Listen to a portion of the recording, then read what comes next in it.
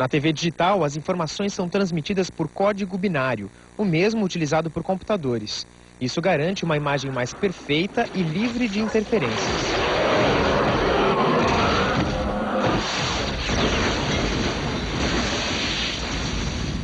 A imagem na televisão standard digital é assim, perfeita, sem fantasma, sem ruído, sem interferência por ruído impulsivo, absolutamente isenta de qualquer tipo de interferência. Detalhes na imagem que não se percebe no sistema analógico vão ser perfeitamente observados num sistema de televisão digital. Então isso certamente vai afetar todas as técnicas de produção de TV, né?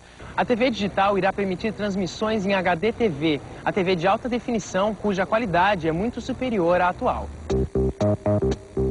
Toda TV tem um monitor dividido por linhas. Quanto mais linhas, melhor é a definição da imagem. Uma TV normal hoje em dia tem uma resolução em torno de 625 linhas. Uma transmissão de HDTV permite imagens com até 1080 linhas.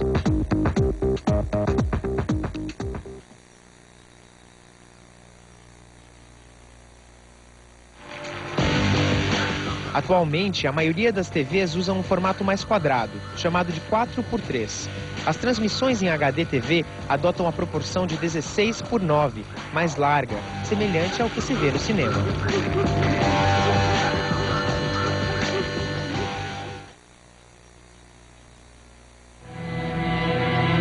O sinal da TV digital é mais robusto.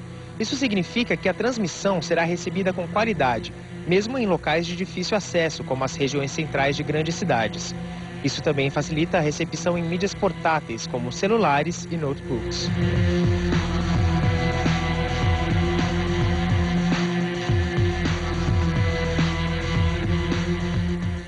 A mudança de qualidade é maior, vai ser muito mais sentida para as classes mais pobres do que as mais ricas. Que ele assiste hoje com a sua anteninha interna com bombril na ponta. Ele assiste uma televisão, só tem fantasma, ruído, péssima qualidade da imagem. Ele vai assistir um DVD. Uma outra vantagem é a forma como a TV digital é transmitida. Na transmissão feita atualmente, um só programa preenche toda uma faixa de frequência utilizada na transmissão. Na TV digital, os sinais digitais ocupam menos espaço. Isso permite transmitir até 4 programas na mesma faixa de frequência. O radiodifusor ele pode escolher, olha, eu vou transmitir um vídeo em alta definição, só que não vou ocupar os 20 megabits, vou ocupar 19, tá? E o resto eu vou transmitir o conteúdo para um terminal, para um celular. Ao permitir um volume maior de informações, a TV digital irá provocar uma mudança fundamental na forma como vemos TV. A TV digital foi projetado para aceitar interatividade. Ele pode, por exemplo, decidir assistir a novela das 8 no dia seguinte às 6 da manhã ou às 10 da manhã. Em um determinado programa de auditório, você pode ir na banca de jornal, você compra um cartão, tá, que é vendido na banca, e espeta no seu set-top box e joga ao vivo com o programa original. A TV digital é uma tendência inevitável. Países como os Estados Unidos e a Inglaterra já estão passando por uma fase gradual de transição. No Brasil, ainda levaremos alguns anos para que haja uma ampla adoção do sistema, o que vai exigir algumas adaptações. Sem o set-top box, a gente não consegue assistir um sinal de TV digital. Ele pode conectar o set-top box no televisor que possui e começar a receber pela transmissão digital. Tem uma caixinha que você coloca ao lado da sua televisão analógica e que você interliga ela à sua televisão analógica, como você faz hoje com o videocassete. Provavelmente daqui a um ano e meio já vai começar a ser vendido o aparelho de TV digital, tudo incorporado dentro. É como se pegasse esse set-top box e enfiasse dentro do aparelho de televisão digital. 10 a 12 anos para fazer para que se tenha a última transmissão analógica, né? Para erguer uma cidade é necessário, antes, criar ruas e avenidas que interliguem as pessoas, as empresas, as residências. É preciso definir como essas ruas serão, qual a largura delas, por onde elas passarão, entre outros detalhes.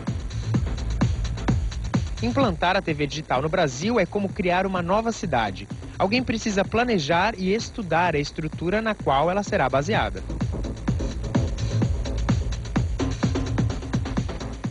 Foi o que os pesquisadores do Mackenzie fizeram. Um profundo estudo para avaliar qual padrão de TV digital era mais indicado para ser adotado no Brasil. Conheça um pouco dessa história que começou em 1998, em um convênio entre a Associação Brasileira de Emissoras de Rádio e Televisão, da Sociedade Brasileira de Engenharia de Televisão e da Universidade Presbiteriana Mackenzie.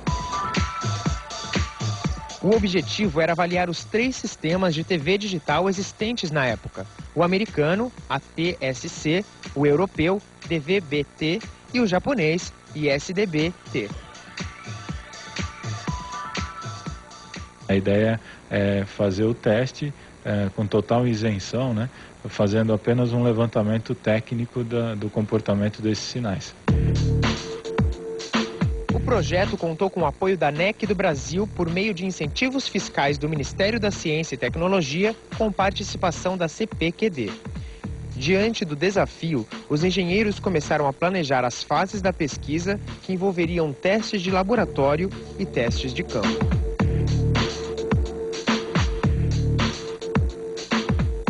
Muitos dos equipamentos utilizados nos testes tinham que ser importados. Diante da dificuldade, a melhor opção foi construir alguns deles no Mackenzie. Foi o caso da gaiola de Faraday, um ambiente dotado de isolamento que permite a execução de medições de sinais de TV sem a interferência externa.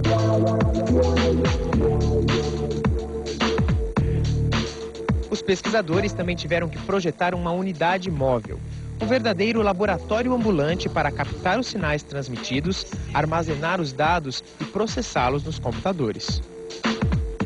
Os testes de campo vão ser feitos mais no sentido de avaliar a introdução de parâmetros que são impossíveis de serem avaliados em laboratório, porque só existem no campo, não é? E, por outro lado, ter uma ideia dos problemas relacionados à cobertura do sinal. Enquanto os engenheiros do Mackenzie trabalhavam no projeto, eles receberam a visita dos representantes dos 3 sistemas estudados. Em 1999, com toda a infraestrutura instalada, começaram os testes. Avaliações feitas em laboratórios foram repetidas em campo. Nessa fase do teste, o centro de transmissão ficava na torre da TV Cultura, que emitia os diferentes sinais de TV digital. A unidade móvel do Mackenzie se posicionava em pontos estratégicos da cidade, para os pesquisadores testarem o comportamento dos sinais no ambiente urbano. Que a gente tem informação direto do transmissor.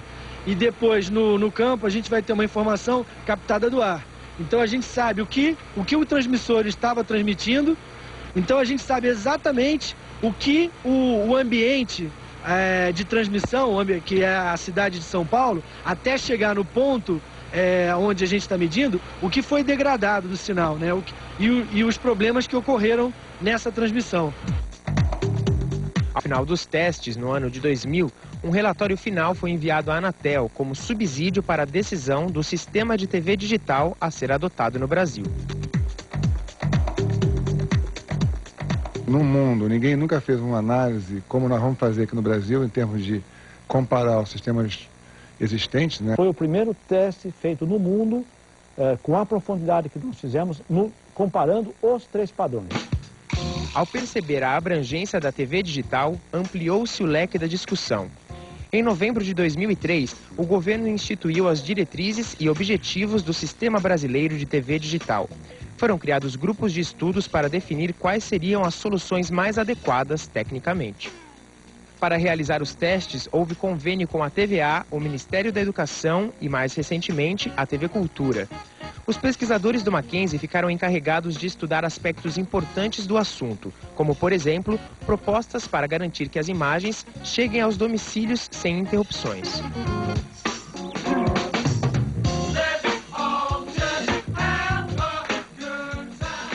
A proposta do nosso sistema, a gente colocou o sistema, o Turbo Code, Turbo Encoder e o Turbo Decoder, né? Para quê? Para a gente estar conseguindo uma melhora na relação sinal-ruído do final do projeto de modulação, né? Resolve os 3 problemas da TV analógica: área de cobertura, ruído impulsivo, ou seja, interferência, e resolve o problema do fantasma, ou seja, eu vou ter uma imagem limpa e clara em todos os domicílios residenciais aonde eu tiver a área de cobertura.